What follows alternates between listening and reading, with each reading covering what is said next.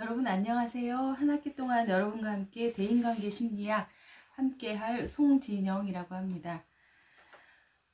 여러분들 이게 새 학기를 맞이해서 또 새 학년 새 출발이시잖아요. 다 1학년들이 듣는 걸로 알고 있는데요. 얼굴을 보면서 대학 새내기 출발을 하고 싶으셨을 텐데 지금 여러분들도 알다시피 코로나19로 인해서 우리가 동영상 강의로 먼저 여러분들과 인사하게 됐습니다. 좀 아쉽고 안타깝지만 동영상 강의 2강을 통해서 우리가 대인관계 심리학을 약간 만나보는 시간이 될 텐데요. 그리고 동영상 강의의 한계점은 여러분들이 궁금한 점이 있어도 저에게 질문을 한다거나 뭔가 우리가 소통을 할 수 없다라는 그런 한계점이 있습니다. 그렇기 때문에 여러분들 혹시라도 수업을 들으면서 궁금한 점이나 좀 내가 잘 이해가 안 된다 싶은 것들은 잘 정리를 해 놓으셨다가 우리가 이제 3월 31일 날 첫 수업을 시작하는데요. 그때 여러분 저랑 만나서 그것들에 대해서 나누는 시간들 가질 수 있었으면 좋겠습니다. 대인관계 심리학 어떤 마음으로 여러분들은 이 강의를 수강 신청을 하셨을까요? 대인관계 심리학이라는 것은 우리가 일상생활에서나 어떤 부분에서 우리는 계속 관계를 하면서 살아가는 거죠. 그러면 우리는 1차적으로 처음 태어나서 부모님과의 관계를 갖게 됩니다. 부모님과의 관계가 잘 형성됐을 때 그 다음에 2차적으로 사회에 나와서 친구들과의 관계, 교우관계, 그리고 그 넘어서서 더 성인이 된 다음에 사회적으로 많은 관계들을 또 이루게 되는데요. 그런 관계들을 잘 우리가 이루어갈 수 있게 됩니다.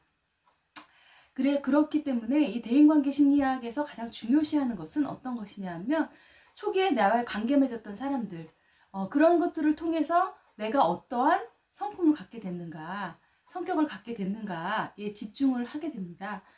여러분들의 성격은 어떻다라고 생각을 하시나요? 자, 우리는 대인관계 심리학을 통해서 어떤 것들을 여러분들은 배우고 싶어서 이 과목을 선택을 했는지 참 궁금한데요. 일단 대인관계 심리학은 대인관계가 어떠한 의미를 갖는지를 먼저 중요시합니다. 우리가 관계 맺는 사람들은 우리와 어떤 의미를 가지고 있을까, 그런 것들에 대해서 생각해보는 시간이 됐으면 좋겠고요. 또 대인관계 심리학을 통해서 저는 여러분들을 알아가고 나를 이해하면서 또 타인을 이해하는 그런 시간들이 다 됐으면 좋겠습니다. 사람은 이 세상을 살아가면서 가장 중요한 게 타인을 이해하는 것도 중요하지만 자기 자신을 이해하는 것이 참 중요합니다. 자기 자신을 이해하지 못하고 타인을 이해하는 것은 굉장히 어려운 일이죠.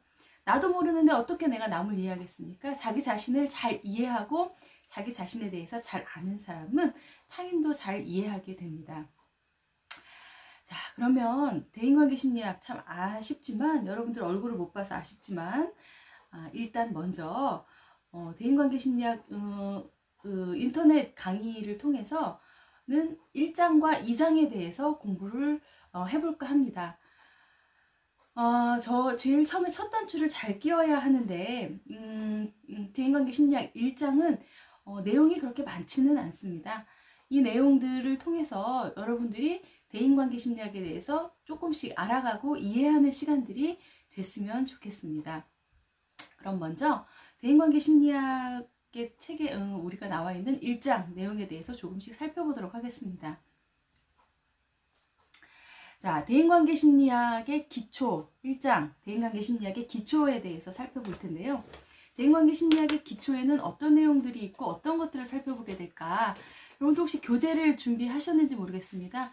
교재를 준비하셨으면 대인관계 심리학 여러분 페이지 14페이지부터 시작을 할 텐데요. 먼저 14페이지 앞에 있는 1장 써있는 부분부터 보겠습니다. 대인관계 기초에는 어떤 것들이 있을까? 여러분들 쭉 나와 있죠. 책에 보면 첫 번째로 대인관계의 의미. 앞에서도 얘기했지만 우리는 대인관계에 어떤 의미를 부여하는가, 대인관계에는 어떤 의미가 있는가, 이런 의미들을 알아가는 시간들 가져보도록 하겠고요. 그리고 대인관계는 어떻게 형성되는가, 대인관계 형성 과정에 대해서, 대인관계 형성에 대해서 알아보도록 할 거고요. 세 번째로 대인관계의 중요성. 여러분들은 대인관계가 중요하다라고 생각을 하시는지요? 대인관계는 참 중요하죠. 우리 일단 청소년들에게 있어서 제가 이제 물어보면, 청소년들에게 이제 수업을 하거나 할 때 질문을 해보면 세상에서 무엇이 가장 중요하고 무엇이 나에게 가장 필요한가, 여러분들에게 가장 필요하고 가장 중요한 것은 무엇일까요? 청소년들을 물어보면 물질이라고 얘기들을 많이 합니다. 물질이라고 많이 이야기하지만, 많은 물질도 중요하지만 그 안에서 물질이 있다고 물질만 가지고 사람이 살 수는 없는 것이죠. 중요한 물질을 중요하게 생각하는 그런 것들은 아직까지 약간의 내가 생각에서 약간 미성숙한 부분을 보인다라고 생각이 듭니다. 그리고 삶이 있어서 가장 중요한 것은 인간에게 있어서 어떻게 관계를 맺느냐가 굉장히 중요하게 생각됩니다. 왜냐하면 우리가 인간에게 있어서 혼자 있다라는 것은 굉장히 큰 아픔이고 슬픔입니다.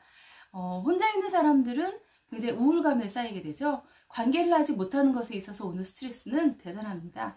여러분들은 지금 중학교, 초등학교, 중학교, 고등학교를 거치면서 지금 이게 대학 생활을 하게 됐는데, 이 생활에서도 친구들과의 관계가 제대로 되지 않을 때, 부모와 나와의 관계가 평탄하지 않을 때 내가 겪는 어려움들은 굉장히 나를 힘들게 한다라고 할 수 있죠. 그렇기 때문에 사람이 관계를 하는 그런 부분은 굉장히 내 인생에 있어서 가장 중요한 부분이다 라고 이야기할 수 있을 것 같고요. 그러면 이 관계를 하는 데 있어서 우리가 문화와 다양한 대인관계, 우리가 가지고 있는 문화, 우리가 가지고 있는 문화에 대한 가치, 그리고 우리가 가지고 있는 문화에 대한 세계관, 우리는 어떤 세계관을 가지고 있을까? 그 세계관에 따라서 우리가 하는 대인관계도 달라질 수 있다. 그런 부분들에 대해서 하나하나 여러분들과 살펴보는 시간을 가져보도록 하겠습니다. 자, 그럼 여러분 한번 볼게요. 여러분들은 어떠한 상식을 가지고 있는지 OX 퀴즈로 한번 살펴보도록 하겠습니다. 자, 그럼 먼저 여러분, 인간은 태어나면서 어머니와 함께 하려는 본능을 가지게 된다. 여러분들은 어떻게 생각하십니까? 여러분들 태어나면서 어머니와 함께 하려는 본능이 가지고 있다라고 생각하시나요? 그렇죠. 인간은 태어나자마자 가장 먼저 마주치는 사람과 관계를 하게 됩니다. 그 엄마와의 애착 관계를 통해서 우리는 우리 삶의 기본을 형성하게 되고요. 잘 형성된 애착 관계는 우리를 다른 사람들과도 잘 관계 맺을 수 있도록 도와줍니다.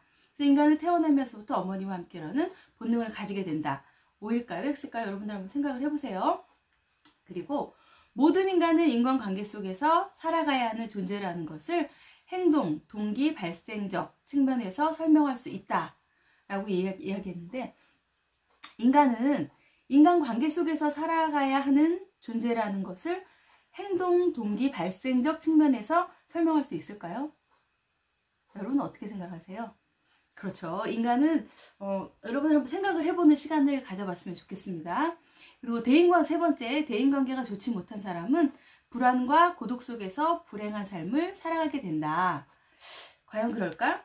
여러분, 앞서서도 제가 말씀을 드렸지만 사람이 관계를 제대로 하지 못하면 굉장히 에너지 소모도 굉장히 많이 하게 됩니다. 내가 편안한 관계를 맺고 있을 때 사람은 그 평안한 삶 속에서 내가 관계 맺는 사람들과의 원활한 관계를 통해서 평안을 얻게 되고 안식을 얻게 되는데, 불편한 관계 속에서는 어떤 마음을 갖게 될지 여러분들 한번 생각을 해보시고요. 건강한 대인관계를 형성하기 위해서 확실하게 서로에 대해서 잘 알고 있어야 된다. 과연 그럴까요?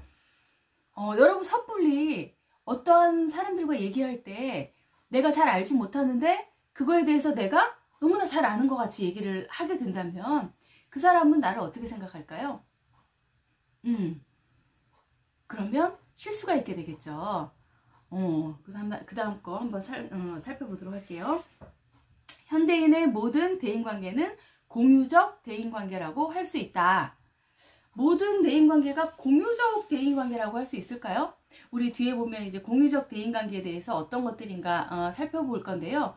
자, 공유적 대인관계만 과연 있을까 한번 생각해 보시고요. 대인관계를 통해서 인격과 개성을 형성해 나가는 환경을 제공받을 수 있다. 대인관계를 통해서 인격과 개성을 형성해 나가는 환경을 제공받을 수 있을까요? 관계 형성을 통해서 우리는 우리의 자존감도 자랄 수 있고요. 인격 형성에 큰 도움을 된다. 라고 생각할 수 있을 겁니다. 그리고 1차적 대인관계란 친인척 관계로 출발된 혈연이나 지연 관계로 맺어진 관계를 말한다. 어떤가요? 1차적인 대인관계는 그렇죠, 여러분. 우리가 친인척 관계로 출발해서 혈연, 지연 관계로 맺어진 것을 과연 그 1차적 관계라고 이야기할까라는 부분에 대해서도 여러분들 한번 생각을 해보세요. 자, 어떻게 생각하세요? 자, 1번부터 볼게요. 자, 우리가 한번 제가 보겠습니다. 1번은 오죠. 인간은 태어나면서부터 어머니와 함께하려는 본능을 가지게 된다. 이건 여러분들도 쉽게 생각하실 수 있을 것 같고요. 모든 인간은 인간관계 속에서 살아가는 존재라는 것을 행동동기, 발생학적 측면에서 설명할 수 있다라는 것도 맞는 얘기가 되겠습니다. 대인관계가 좋지 못한 사람은 불안과 고독 속에서 불행한 삶을 살게 된다. 여러분, 우리가 학교 다니거나 지금 부모님과의 관계에서도 관계가 좋지 못하면 어때요?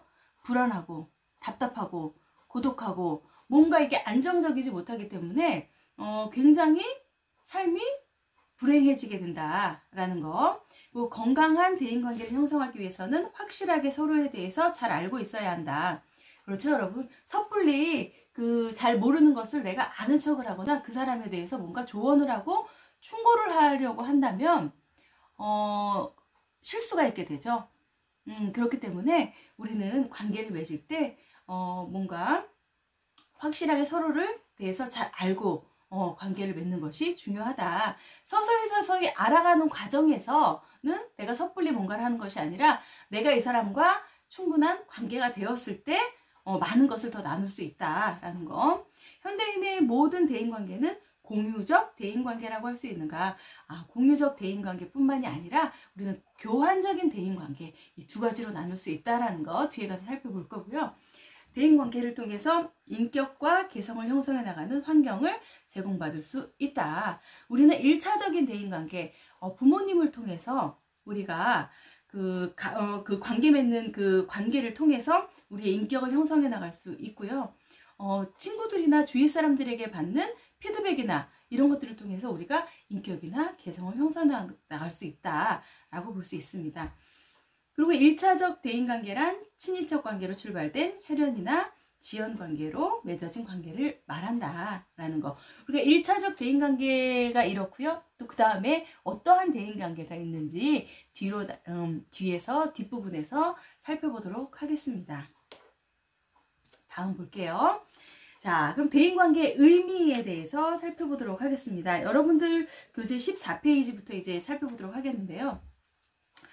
인간은 관계 그 자체다. 자, 사람은 홀로 살아갈 수 없어요. 홀로 살아갈 수 있으면 어떻겠어요? 여러분들 입 닫고 하루만 누구와 얘기 안 하고 하루는 버틸 수 있겠다. 하루 뭐 며칠간 아무하고도 얘기를 안 하고 이렇게 그냥 있다면 대부분의 사람들은 굉장히 우울감을 많이 느끼고 고독감을 느끼고 답답함을 많이 느낄 겁니다. 사람은 그래서 다른 사람과 타인과 관계를 맺으면서 살아가는 그런 관계다. 그래서 인간은 관계 그 자체이다. 그것이 대인관계의 의미의 첫 번째고요. 사람은 이러한 관계 때문에 비로소 사람인 것이다. 그렇죠, 여러분. 이렇게 소통을 하고 관계를 맺을 수 있는 거. 그리고 우리가 뭔가 그 사람의 마음을 이해하고 뭔가 포용하려고 하는 거, 수용하려고 하는 거, 이런 것들이 다 이러한 인간관계 때문에 인간으로서의 그런 형성을 더 해나갈 수 있다라는 이야기고요. 세 번째로 인간의 만남은 관계로 이루어진다. 인간의 만남은 관계로 이루어지는 걸까요?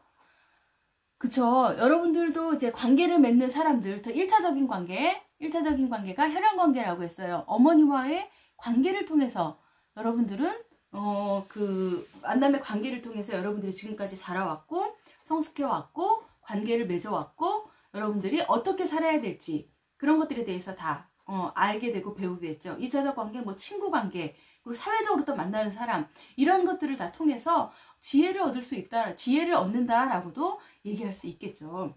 그리고 네 번째로, 대인관계는 인간이라는 실존의 필연이 된다.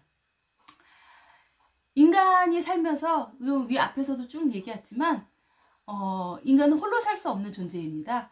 여러분들도 그래서, 학교를 다니면서 친구를 사귀게 되는 것이고, 우리가 이 강의실에서 이번 학기에 여러분들 같이 수업 듣는 분이 한 반에 40명인데, 이 40명이 같이 서로 공유하고, 서로 나누면서, 서로를 알아가면서, 같이 관계하면서 우리가 지내야 하는데, 거기서 홀로만, 나 홀로 지내, 나는 혼자 지낼 거야 하게 되면, 이 사람은 굉장히 외롭고, 뭔가 고독한 우리 반의 생활을 하게 되겠죠. 여러분, 그러니까 우리가 이제 40명이 함께 하게 될 건데요. 한 반에 우리가 이제 그 40명이 하게 될 텐데, 우리가 이 한 반에 된 것도 인연이니까 우리가 모두 이제 같이 서로를 공유하면서 도와주면서, 그러면서 이 안에서 여러분들 그 대인 관계라는 것은 중요한 건 내가 저 사람하고 잘 지내야지, 내가 저 사람과 관계를 위해서 뭔가를 해야지라는 것보다 여러분들이 이 시간에서는 여러분을 알아가는 시간이 됐으면 좋겠습니다. 그 나를 알고 적을 알면 이제 백전백승이다, 뭐 이런 말도 있잖아요. 그러니까 일단은 나를 알아야 돼. 내가 어떤 사람인가, 그런 것들에 대해서 충분히 이해하고 알아가고, 그런 시간을 여러분들이 이번 학기에 좀 가졌으면 좋겠습니다. 나를 알아야 타인과의 관계도 잘할 수 있다, 라는 거. 그래서 대인관계는 인간이라는 실존이 필연이 된다. 인간은 혼자 살 수 없기 때문에 이런 것들이, 대인관계가 인간이 살아가는 것에 대해서 필연적인 요구 조건이다, 라고 이야기합니다. 자, 대인관계의 의미에 대해서 살펴봤고요. 자, 그럼 여러분, 그 에릭 프롬이라는 사람이 어떤 말을 했냐면, 인간은 모태를 떠난 후에 어머니를 찾을 수밖에 없는 본능을 가진 존재다, 라고 이야기합니다. 여러분, 우리는 엄마의 뱃속에 있을 때는 엄마의 모든 영양분을 우리가 먹고 살게 되죠. 먹고 이제 뱃속에서 우리의 영양분을 축적해가면서 우리가 쑥쑥쑥쑥 자라게 되죠. 10달 동안. 그런데 우리는 이제 엄마의 그 모태에서 바로 나오자마자 어떻게 해요? 본능적으로 엄마의 품에 안기고 엄마의 젖을 먹게 되고, 본능적으로 어머니를 찾을 수밖에 없는 존재로서 인간 관계 속에서 살아가는 존재다. 그러니까 앵애앵애하고 처음 태어나자마자 어때요? 혼자 살아갈 수 없죠. 엄마를 의지하면서 살아가게 되는 겁니다. 그래서 그 존재 안에서 우리는 살아간다, 라고 이야기합니다. 그래서 에릭 프롬이라는 사람이 이런 말을 했죠. 인간은 행동동기 발생학적 측면에서, 우리가 우리가 행동 동기에 일어나는 그런 발생학적 측면에서 모태를 떠난 후에 어머니를 찾을 수밖에 없는 본능을 가진 존재로서 인간 관계 속에서 살아가는 존재다라고 에릭 프롬은 이야기했습니다. 자, 여러분, 이걸 보니까 어떤 느낌이 드세요? 이 위의 사진은 어떤 느낌이 드시나요? 이 위의 사진은 보니까 어떤 느낌이 드세요? 굉장히 고독하고 쓸쓸하고 절망적이고 뭔가 힘에 겨워 보이는 그런 모습이죠. 그리고 밑에 이 사진은 어떤 느낌이 드시나요? 이 사진은 보면 외롭다, 쓸쓸하다, 누군가 내 옆에 와서 앉아줬으면 좋겠다, 이 끝에 의자에 앉아서 이제 여기 누군가 나와 함께 있어줬으면 좋겠다, 이런 느낌이 혹시 드시지 않나요? 이 둘의 공통된 느낌은 뭘까요? 굉장히 외롭다, 쓸쓸하다, 이런 느낌 아닐까요? 여러분들은 어떤 느낌이 드실까요? 한번 생각해 보세요. 저와 좀 비슷할 것이라고 생각이 듭니다. 그럼 볼게요. 그러면 이거는 어떤 느낌이 들까요? 자, 혼자 있을 때는 굉장히 외롭고 쓸쓸해 보여요. 외롭고 쓸쓸하고 좀 뭔가 우울해 보이고 답답해 보이고 뭔가 절망적이어 보이고, 그쵸? 그러면 이 그림의 이 사진에서는 어떤 느낌을 드시나요? 둘이 사랑하는 사람 같죠? 굉장히 행복해 보이죠? 혼자 있을 때 외로워도 둘이 이렇게 나눌 때, 좋은 관계 속에 있을 때 인간은 굉장히 행복감을 느낀다 라는 거. 이것도 두 부부 사이에서의 자녀인 것 같아요. 굉장히 행복해 보이는 모습. 이것도 함께 이렇게 손을 잡고 맞잡고 있으면 외롭지 않고 행복해 보이는 느낌. 자, 이 두 사진과 이 두 사진이 극명하게 다르죠. 그렇기 때문에 인간은 홀로 있는 것보다 함께 있을 때 훨씬 더 행복하다. 그래서 인간은 홀로 사는 것이 아니라 관계 속에서 살아간다 라는 모습을 보여주고 있습니다. 자, 그러면 대인관계 형성에 대해서 한번 살펴볼게요. 여러분, 대인관계는 어떻게 형성될까? 우리는 처음에 혼자였다가 짝을 만나게 되죠. 그 다음에 사회 속에서 점점 더 많은 사람들과 어울리게 되고요. 사회 속에서 점점 더 많은 사람들과 어울리게 되고, 하나로 태어났다가 우리의 관계로 점점 발전해 나간다는 거. 이렇게 만났다가 또 그 사회에서 더 많은 사람들을 만나게 되고, 그 다음에 우리는 나중에 처음에 올 때는 혼자고 나중에 갈 때도 혼자지만 우리는 많은 사람들과 이렇게 교류하면서 살아간다. 너와 나의 만남으로부터 출발을 해서 우리의 관계로 계속 발전해 나간다 라고 이야기할 수 있습니다. 자, 여러분, 여러분 한번 보울비라는 사람이 애착 발달 이론에 대해서 이야기를 했습니다. 애착이라는 건 뭐냐면, 여러분들이 부모와 어떠한 관계를 가지고 있는가, 어떠한 애착 관계를 가지고 있는가. 애착 관계가 좋아. 엄마와 나와의 관계가 좋게 형성이 됐다 하면 그것을 안정 애착이라고 하고요. 뭔가 엄마와 나와의 관계에 있어서 내가 불안감을 느끼고 뭔가 불편해. 불안정 애착 관계라고 이야기하는데요. 우리는 어렸을 때 엄마의 태내에서 나왔을 때부터 그 부모와의 맺는 관계 속에서, 관계 안에서 우리가 어떠한 애착 관계를 맺었냐에 따라서 우리 인생에 굉장히 큰 영향을 미치게 됩니다. 보면 부모의 관계에 따라서 인간의 성품이 형성되게 되고요. 네, 성품이 형성되게 되는데, 이 보울비라는 사람이 그 애착 발달 이론이라는 것에 대해서 이야기하면서 영아와 양육자 사이의 유대감을 굉장히 강조합니다. 영아와 양육자 사이의 유대감을 강조하고요. 신뢰감 형성이 잘 되면 안정적인 삶의 기초를 이룬다. 이 신뢰감 형성, 그러니까는 아기 때는 내가 막 앵앵앵앵 울 때 내가 젖을 달라는 건지, 내가 기저귀를 갈아달라는 건지, 엄마들은 그것들을 바로바로 알거든요. 그러면 울면 엄마가 그런 것들을 나에게 잘 기능하게, 내가 필요로 할 때 나에게 그런 것들을 잘 전달해주고, 내가 울 때 뭔가 내가 왜 우는지를 알아서 그것들을 잘 엄마가 나에게 잘 대처해 줬을 때, 그럴 때 신뢰감이 형성하게 된다 라고 이야기하고요. 그 신뢰감이 잘 형성되면 우리는 안정적인 삶의 기초를 이룬다 라고 이야기합니다.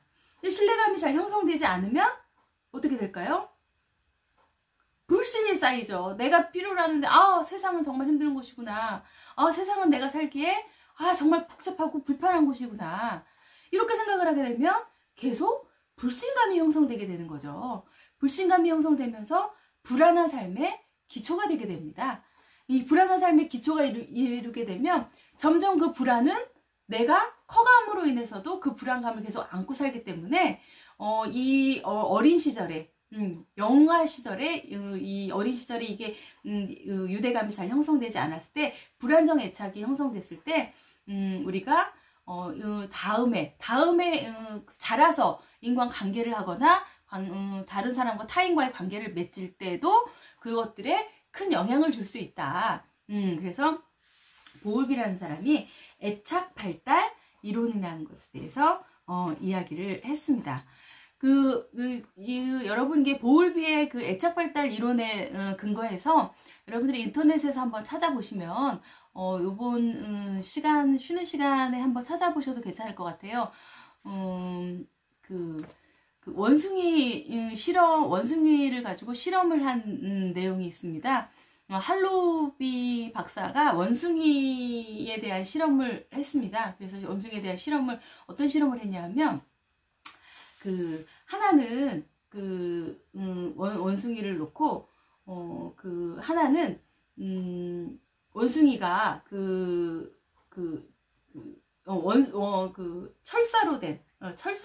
철사로 이렇게 된 거기에서 이렇게 젖병을 들고 있었고, 하나는 그냥 젖병 없이 포근하게 만들어 놓은 그 인형 안에서 그 인형을 만들어 놓고 이 원숭이에게 배고픈 원숭이에게 공포감을 유발하게 됩니다. 공포감을 유발했을 때 이 원숭이는 어디로 가는가?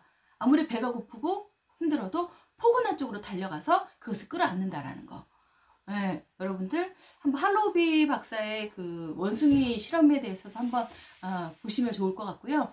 2차 대전이 있었을 때 아이에 대해서 아이가 이제 고아가 된 아이들을 가지고 데리고 실험을 해 봤을 때에도 포근한 품에서 젖을 먹인 아이와 눕혀서 그냥 젖을 먹인 아이, 그것들에 대한 그 차이점이 있었다라는 거, 그런 것들에 대해서도 쭉 연구한 비디오, 할로비 박사의 연구 비디오를 여러분들이 한번 인터넷 유튜브로 한번 찾아보셔도 좋을 것 같습니다. 그리고 두 번째로 에인스워스라는 그 학자가 양육자와의 관계 형성을 통해서 나타나는 영유아의 애정적 유대감에 대해서 이야기했습니다. 양육자와의 관계 형성을 통해서 어떠한 그 애정적 유대감이 있는가. 예, 보면 여기서도 이제 애착관계 형성에서 에인스워스의 실험을 한 것들이 있는데, 그것도 여러분들이 한번 찾아보셔도 좋을 것 같아요. 한번 지금 요 시간에, 잠깐 쉬는 시간에 그런 유튜브들에 대해서 한번 찾아보셔서 이런 것들이 어떤 것들이 있는가 한번 살펴보시면 좋을 것 같습니다. 에인스워스라는 사람이 애정적 유대감에 대해서 이제 이야기하면서 생후 6에서 7개월에 애정적 유대감이 나타나기 시작하고 생후 9개월경이 되면 양육자로부터 분리될 때 우리가 분리의 경험을 하게 되면 심한 격리 불안감을 느끼게 된다라고 이야기하고요. 따라서 이 시기에는 양육자와의 관계는 한 사람의 정서 발달에 커다란 영향을 준다. 양육자와의 관계에 대해서 굉장히 얘기하죠. 여기서도 마찬가지입니다. 양육자와의 관계가 잘 형성된 아이는 좀 떨어져 있어도 그것에 대해서 불안감을 덜 느낍니다. 그런데 양육자와의 불안정한 애착 관계를 형성한 아이는 굉장히 이 시기에 굉장히 정서적으로 양육자와의 관계에 대해서 잘못 형성된 애정적 유대감은 격리에 불안감을 느끼게 한다는 거죠. 그래서 이것들은 생후 9개월경에 시작된다라고 에인스워스가 이야기했고요. 이렇게 9개월경에 시작된 이런 대인관계 애정적 유대감은 성장 후에도 이게 잘 형성되었을 때 문제가 없지만 잘못 형성될 때 대인관계에 굉장한 어려움을 갖게 된다라고 이 에인스워스는 이야기합니다. 우리가 EBS에도 이런 실험을 한 실험이 있습니다. 에인스워스의 이러한 이론을 토대로 실험을 한 것들이 있으니까 여러분들 한번 살펴보셔도 좋을 것 같습니다. 한번 살펴보는 시간 가지셔도 좋을 것 같습니다. 자, 그럼 대인관계 형성 계속 살펴보고 있는데요. 대인관계 형성에서 발생학적 차원, 발생학적 차원에서 한번 살펴보면요. 자, 발생학적 차원은 자연 발생. 우리가 원하지 않더라도 자연적으로 발생하는 관계가 있죠. 관계가 있고, 그 두 번째 그 자연 발생학적 관계와 사회적, 인위적 관계, 이 두 가지로 나눠볼 수 있습니다. 그러면 자연 발생학적 관계는 뭘까? 자연 발생학적 관계는 부모, 자녀, 형제, 친구 관계, 이런 것들. 부모나 이제 우리가 자녀나 형제의 관계는 우리가 자연적으로 발생하는데, 친구 관계도 우리가 이렇게 같은 반이 돼서 같이 만나서 뭔가 같이 소통할 수 있는 것들, 이런 것들. 자연 발생학적 관계는 부모, 자녀, 형제, 친구 관계, 이런 것들이라고 이야기할 수 있고요. 사회적, 인위적 관계다 라고 이야기하는 것은 부부관계. 우리가 부부가 만날 때 굉장히 많은 여러분 부모님들도 어떠한 만남을 통해서 만나셨는지 모르겠지만, 굉장히 부부관계를 할 때 굉장히 많은 사람들과 그 만남의 고려를 하면서 이제 우리가 부부의 연을 맺게 되는 거죠. 그리고 고용관계, 내가 어떠한 회사에서 이제 그 만나게 되는 그런 그 윗사람이나 이런 그 고용관계, 이런 것들, 그 회사에서 만나는 동료나 그 직장의 그 동료 관계들, 그리고 교사와 학생과의 관계, 여러분과의 저와의 관계도 사회적, 인위적인 관계라고 이야기할 수 있을 겁니다. 자, 그래서 발생학적 차원의 대인관계 형성들에 대해서 살펴봤고요. 자, 그리고 대인관계 형성에 대해서 클락이라는 사람이 아까 우리가 공유적 관계만 있느냐 라고 하는 것들에 대해서 우리가 살펴봤죠. 대인관계가 공유적 관계만 있느냐, 아니었죠 여러분. 공유적 관계와 교환적 관계가 있다 라고 앞에 제가 잠깐 말씀을 드렸는데요. 현대인의 대인관계는 공유적 관계와 교환적 관계가 있다. 그 공유적 관계는 호혜성의 원칙을 초월한 관계다 라고 이야기하고요. 또 교환적 관계는 공정성과 호혜성의 원칙, 균형과 형평성의 원칙을 중시한다 라고 이야기합니다. 그러니까 공유적 관계는 서로의 행복과 불행에 각별한 관심과 책임을 가지고 호혜성의 원칙을 초월한 관계가 공유적인 관계다 라고 이야기하고요. 교환적인 것은 서로 자신의 행복을 타인에게 의존하지 않고 타인의 행복에 대해서도 책임감을 느끼지 않는 것. 그러니까 균형과 형평성, 균형과 형평성의 원칙을 중요시하는 것이다. 공정과 호혜성의 원칙, 균형과 형평성의 원칙을 중시하는 것이다. 공유적 관계는 호혜성의 원칙을 초월한 것이다 라는 거. 우리가 현대인의 대인관계에는 공유적 관계와 교환적 관계가 있다 라는 거 여러분들이 좀 살펴볼 수 있었으면 좋겠습니다. 자, 여러분 지금까지 조금 인터넷 강의로는 조금 긴 시간 좀 저와 함께 하셨는데요. 잠깐 10분간 쉬었다가 다시 그 다음에 대인관계의 중요성부터 살펴보도록 하겠습니다.